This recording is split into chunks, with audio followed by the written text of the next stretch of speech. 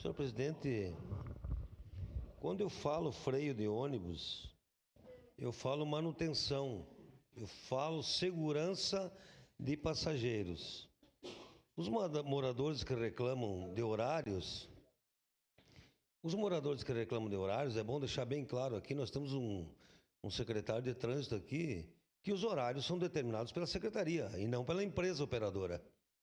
Os horários são definidos pela secretaria e não pela empresa operadora.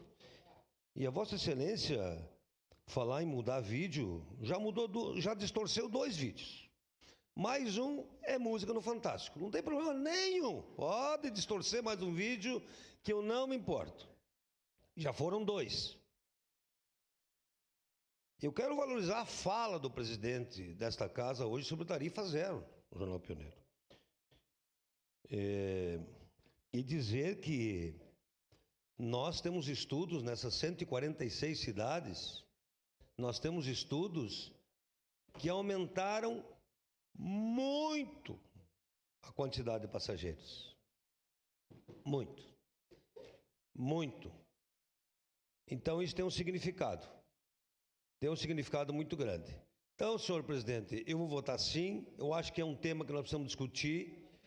Eu sou presidente da SEDUT, é importante trazer a comunidade, é importante trazer o secretário, ouvir a comunidade, tem um conselho de mobilidade e acho que a cidade tem que se preocupar, porque hoje não se anda mais.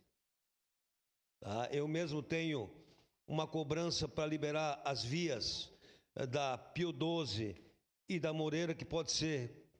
Vamos iniciar devagarinho com táxis, como Porto Alegre, vamos liberar táxis. Vamos começar devagarinho, secretário.